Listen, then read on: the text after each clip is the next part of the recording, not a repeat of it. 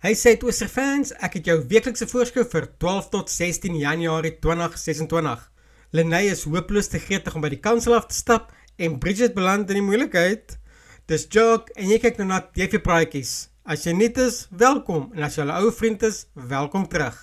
Moenie vergeet om by die kanaal in te teken nie, asook om die klokkie te lui sodat jy altyd op hoogte sal wees wanneer nuwe video's opgelaai word. Kom ons spring sommer dadelik weg.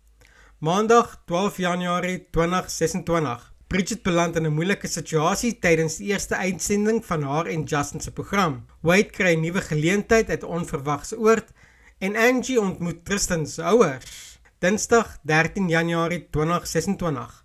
Aiden en Lenae probeer die beste van hul omstandighede maak. Wade se pogings om werk te kry lei hom tot 'n moeilike besluit. Angie en Tristan probeer vasbyt aan hul verhouding ten spyte van groot uitdagings. Maar Kashifa bly skepties oor sy bedoelings. Woensdag 14 Januarie 2026. Kashifa besluit om weer met Angie oor Tristan te praat. Aiden is bekommerd oor Lenae se gejaagdheid om te trou, terwyl daar intussen 'n krisis by die pastorie ontstaan. Donderdag 15 Januarie 2026.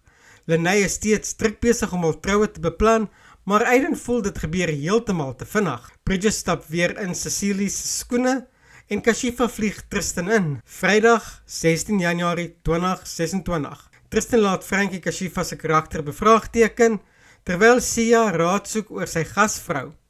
Aiden is steeds bekommerd oor Lenae en Susan pak 'n moeilike onderwerp regstreeks op die lig aan.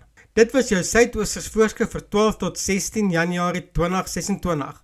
As jy van die video gehou het, moenie vergeet om te like nie en sê my wat jy dink van Tristan en watter krisis vind plaas by die pastorie.